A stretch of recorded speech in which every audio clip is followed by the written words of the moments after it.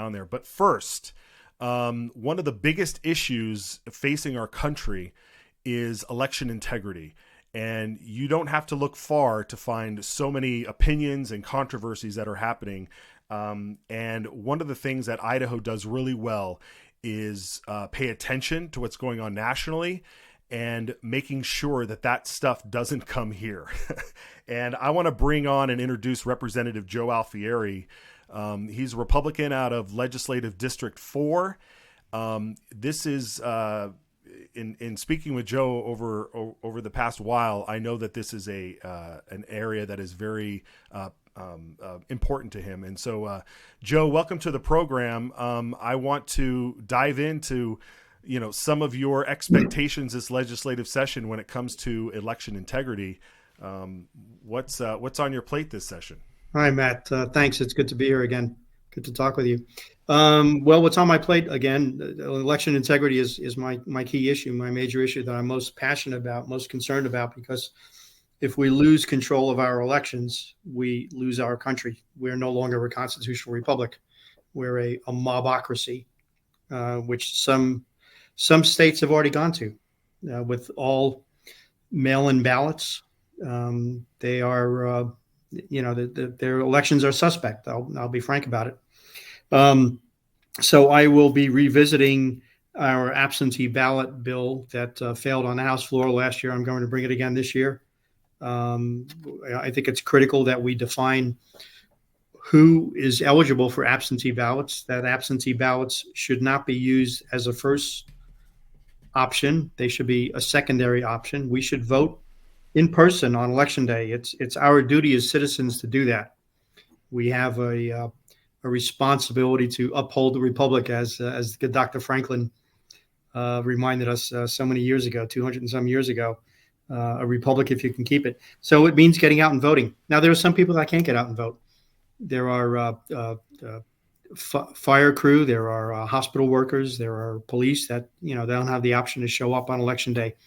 Absentee ballot is certainly an option for them. Early voting is an option for them. There's no reason not to do that for them. There are some people that live in districts that are too far away from a polling station.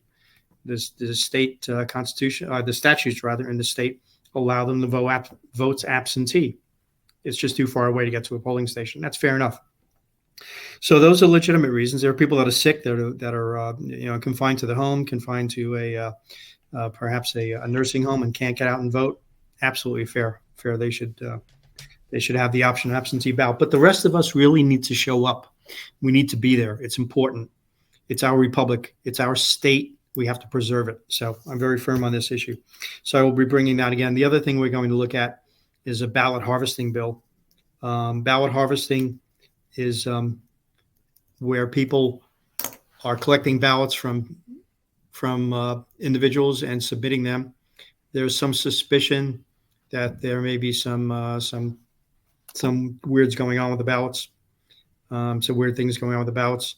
This was a bill, real quick, the ballot harvesting bill, that did pass the House either last session or the session before, but then before, I believe. And it never got a hearing, I think, in the Senate. So this is something that should have major support again.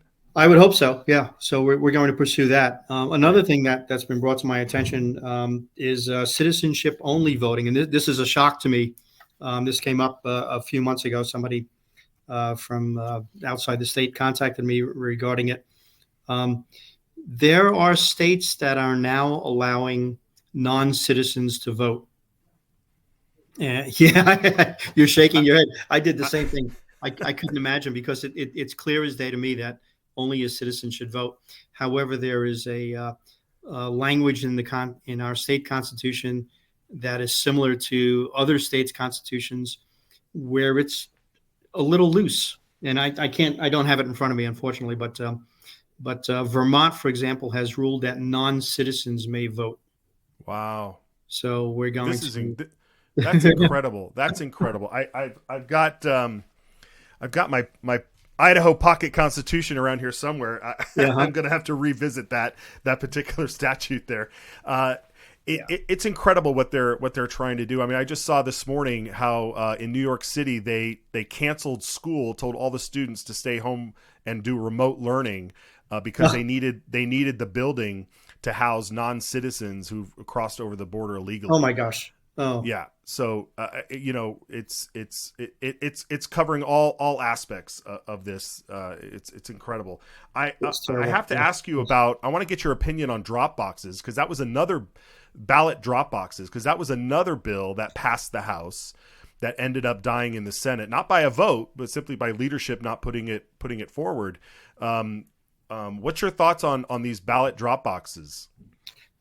The possibility for voter fraud is enormous, and we shouldn't have them. We shouldn't have them. They should be if they do. Now I know in Kootenai County we have one at the elections office. There is a camera that monitors it.